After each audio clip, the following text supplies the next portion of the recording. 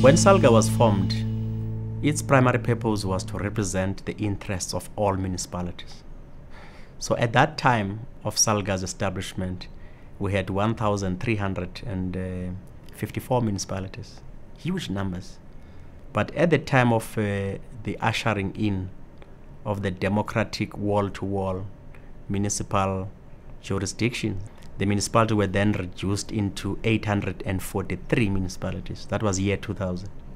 Today, as we speak, we sit with 278 municipalities. So there has been a major transformation aimed at consolidating municipalities. One of the things that we have been really fighting for, to have the voice of local government being here to write in Parliament. Presently, we have 10 members that are representing local government at national parliament. It means that we are taking part in legislative processes. We are debating there. We are making sure that at least we also can be here. Not only that Parliament should concentrate on the so-called national issues, but it should also look into matters that are directly affecting local government.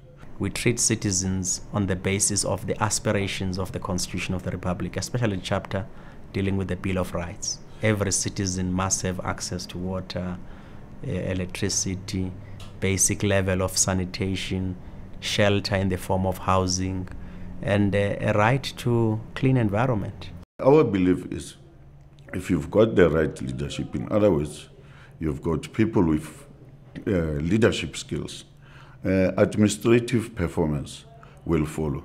There's no doubt there's a number of successes that municipalities in this 15-year journey from year 2000 up to date, citizens that at that time had no access to water today have access to water.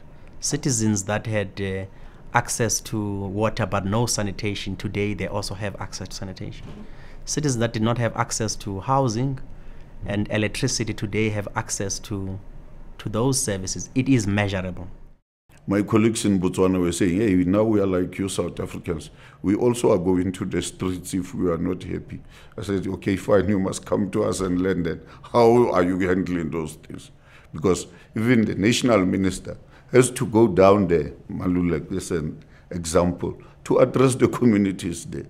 And I think it's a dynamic way of governance, which has never been seen in your old democracies in Europe and so forth. Salga plays a role in terms of ensuring that it supports its municipalities to put together very thought leadership platforms. So the previous mayor of Johannesburg is accredited for having driven ways in which towns like Orange Farms, I mean informal settlements like Orange Farm today have been transformed into functioning centers. The future holds positive for local government. But the expectations of our country to municipalities are very high and reasonable so. Why? We have put as a country a blueprint for development, the National Development Plan. By 2030, there's a certain aspirational goals that have been set for the country, that citizens, we must have capacity as government to deliver services to citizens. Our administration must be agile. There must be capabilities across all fronts to deliver services. There must be a scale of responsiveness that makes citizens to be less confrontational, to demand accountability. So there's expectation for clear accountability, responsiveness, and you can only expect that to be realized within the local sphere of government. If you put the right leadership at the municipal, local government level, you would have solved almost 50% of your problems. It has been a long journey, but I think we are on the right track.